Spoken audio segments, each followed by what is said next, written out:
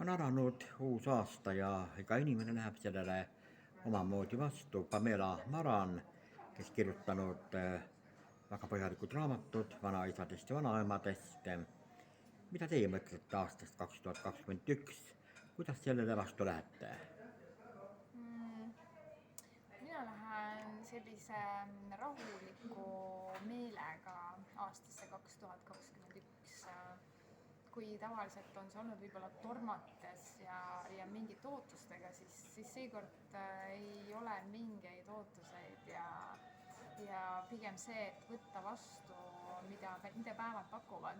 Et mida on õpetanud nüüd keerulised ajad, ongi aja maha võtmist ja lihtsalt kulgeda laskmist ja ma arvan, et see on see, mida meil kõigil vaja on. Mitte tormata, vaid rahulikult kulgeda ja ilma ootusteta leppida kõigega, mida need päevad pakuvad, nii et mis iganes tuleb, olen valmis.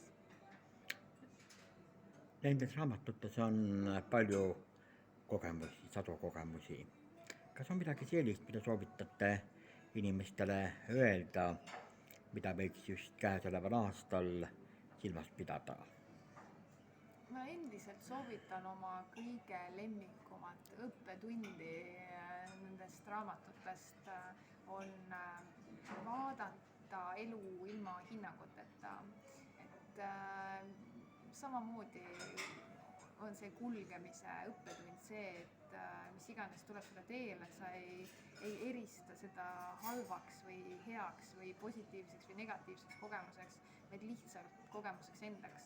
Et inimesed, kellega sa kohtud kas või põgusalt või kes sõidavad sulle liikluses ette või kes halvasti ütlevad, et mitte ka neile jagada hinnanguid, vaid võtta kõike, absoluutselt kõike viimseni lihtsalt ühe kogemusena. Valud, mida sa saad tunda, on kogemus, rõõmud, mida saad tunda, on kogemus, mis lihtsalt tuleb ja läheb. Et see on küll üks ilusamaid õppetunde, mida ma sellelt teekonnalt võtsin, on kogeda ja mitte hinnata, mitte jagada hinnanguid. Juttu Rakvere teatrikohvikus. Kas elus on palju teatrit? Elu ongi teater, ega kui me vaatame ju inimesi, kellest me oleme ümbritsetud, siis kõik mängivad ju rolli, nad mängivad inimese rolli.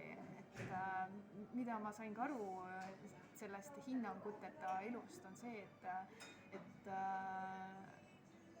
sisimas oleme midagi suuremat, midagi vägevamat ja me lihtsalt mängime inimesi, me mängime vihast inimest ja kurja inimest, me mängime oma ameteid, me teemegi teatrit ja kui astuda välja sellest hinnangutest ja oma rolli, siis hakkad seda nägema, et maailm ongi lihtsalt üks suur teatrilava ja kui seda mitte võtta liiga tõsiselt ja mitte pidada ennast seal näitlejaks seal laval ja eksida selles näidendisse ära, siis hakkab pakkuma elu päris palju nalja.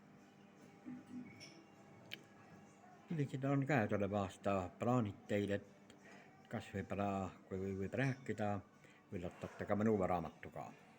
Ma arvan, et kui